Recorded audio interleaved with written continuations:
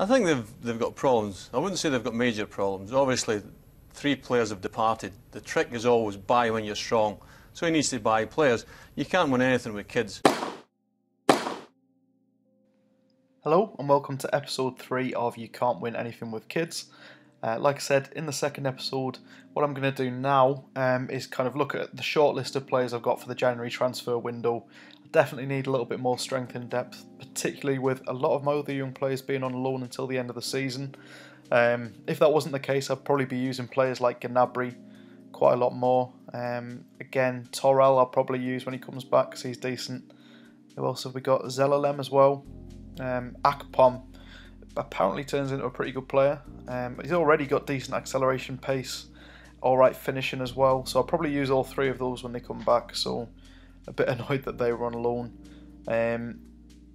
He looks a player as well, mine, Maitland-Niles. So there's a few good players coming back at the end of the season that I'm going to be able to use. But until then, I'm going to try and move on Giroud, Ozil, Sanchez, get a bit of money there, and then bring in the players from the shortlist. So the players I've got on my shortlist at the moment, Thiago Maia is probably going to be my number 1 target in January. Defensive midfielder from Santos. He'd fit in well because I've got a couple of other Brazilian players in there at the moment. It says they're unlikely to sell, I think, on the scout report, but I'm sure we'll be able to tempt them. It says he's going to fail getting a work permit as well, but you can only try, can't you? So going to give that a shot. Going to try and get Thiago Maia in. The other players I've got on Ante Koric, Croatian centre mid, 18 years old, valued at 2 million. I think the scout said they'd be available for around about 5 million, I think. Oh, he didn't give an estimated cost. I'm going to try and get him anyway. Not quite as good as Embolo, but he'll make a great backup for the player that I play in the Hull. So he's going to be high on the list of targets. We have got Ferrati. He's only made 1 start and 1 sub appearance this season, but he's got 2 assists. Decent average rating. So looking at him, he can play anywhere down the left as well, I think. Actually, he can play anywhere, pretty much. Left, right, centre. Even up front as well. So he's going to be really useful as a utility player. So I'm definitely going to... I think I'm going to have to pay quite a lot for this guy, but I'm going to try and get him in as well. Again, no sort of estimated cost there, but I'll put in an inquiry for him. And then obviously there's Lincoln who's joining, and a player called Zika who I've just scouted. He's a left back, and to be honest with you, he looks really good. He's 21 already, so I'm going to have to get in there before the end of the season because he's going to turn 22 in May. But he's looking great. Scout report says could be worth keeping a close eye on his development, but really, I mean, he's better than Galloway. Potential ability is really good as well, so if we coach him right and he gets enough first team game time, I imagine he's going to turn into a pretty good player. So I'm going to go for him as well. Again, it says he's probably going to fail to get a work permit, but I'm going to try. I mean, I've had younger players get work permits. So they're the players on the shortlist at the moment. I'm going to try and get them in for January. Again, if you can think of any others that I'm missing, just leave a comment if you can. What I'm going to do now, I'm going to play through the next few games. So we've got some tricky ones coming up. We've got Juventus at home, Stoke away, Watford, Juventus, Man U, Everton, and then back to Celtic. So I'm probably going to play up until either that Champions League game or the one against Dynamo Kiev. I'll throw in some highlights as I usually do, and then we'll come back after that point, see what the team's looking like.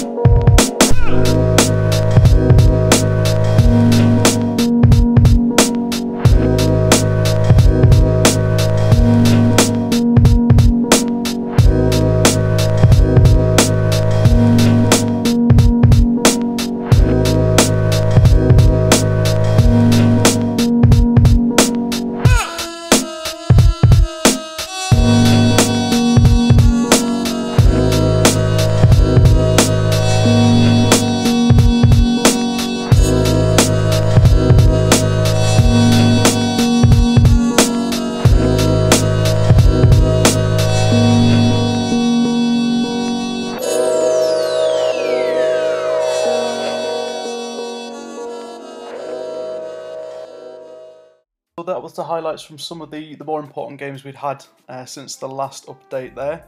Before we do go any further though, I just want to point out that, where is it? Where is it? Here we go. The supporter spokesperson is called Pele Ball. Could there be a better name for a football spokesperson than Pele Ball? Love that. So yeah, just to go over the results that we have had. Going back to where we were, we finished there in the last episode. So since then, the first game we had was a 1-1 draw with Juventus. And then we drew again with Stoke 1-1, and then we beat Watford 1-0. So not many goals scored, but again on the flip side, not many conceded either, so not too concerned about that. We lost the next game to Juventus 3-2. Went on to draw 2-2 with Man United. Everton 2-1 win at home. Drew against Celtic 1-0. West Brom was a 2-1 win. Tottenham was a 1-0 win. Really chuffed with that one, obviously.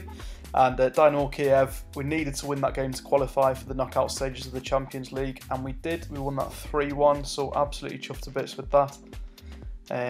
So yeah, on the whole, it's been a fairly good few games really. And we're sitting in second in the league.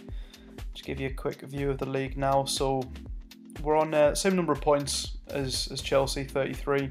Goal difference is slightly worse, but again, we're unbeaten in 15 games. We still haven't lost. So really impressed with that. Embolo has been brilliant. Yeah, he has. He's been the Breel deal. Top goal scorer, highest average rating, and most player of the match awards as well. So he's been brilliant. Most assists, Malcolm, 7 assists now. Just really impressed with how the team are doing, considering they are so young. Going back to the shortlist I created at the start of this episode, I've changed my targets a little bit there. I inquired about some of them and they wanted 100 million plus. I just could not come to a deal with a lot of the teams for those players. So I've looked at a few different options. I've gone for Abdou Diallo, who is a defender and midfielder who plays for Monaco, I think. Yeah, he's on loan from Monaco at this team. I managed to negotiate them down to, how much was it? It was about 10.5 million. I've just given him a contract offer as well, so hopefully he'll accept. But I think he's better than the three stars that they've given him there. He's got all the stats I need for a decent backup centre back. So I'll put a bid in for him. Hopefully I'll get him. Alan Saint-Maximin as well. Again from Monaco. I think this guy looks great. He's just going to be backup for the right side there in case Zivkovic is out. But if he plays well again, he could turn into my first choice right winger. Nice and pacey, good dribbling, good crossing, and again only 18 years old there. I can't remember how much I had to bid for him. 7 million plus. I think it was plus $1 million after some international appearances. So pretty chuffed with that bit of negotiation there. This guy's coming in as backup as well, Daily St. Graven, if that's how you pronounce it, I have no idea.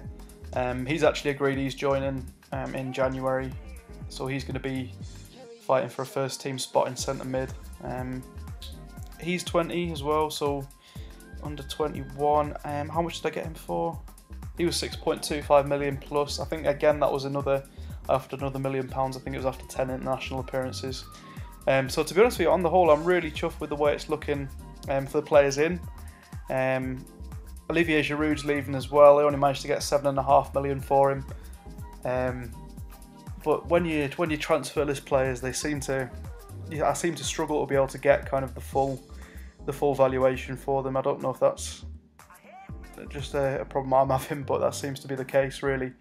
The only offers I've had for Ramsey, despite him being worth sort of 30 million. I got a 10 million offer for him from Wolfsburg, but he turned them down anyway. They couldn't match his wage demand. So got a bit of money coming in there. Hopefully I'll be able to move on Ozil, Sanchez and Ramsey in January. I'm hoping anyway. Free up a bit more wage budget and get some more cash. I did actually get a huge injection of cash as well. I'll try and put in the bit of footage here that I filmed. Basically I got 96 million added onto my transfer budget, which is absolutely ridiculous. Just out of nowhere, didn't request it, just got a thing in my inbox just saying due to the financial position, the chairman's invested 96 million in transfers. So chuffed with that. It's going to enable me to build a full-on squad now of under 21 players rather than having to struggle with a few naff players on the bench. So again, I'm really happy with the way things are going, like I was saying. If you've got any recommendations for players you think I should be looking at, please do leave a comment. And again, if you've enjoyed this, please like and subscribe. I really appreciate you watching it, and I'll see you soon.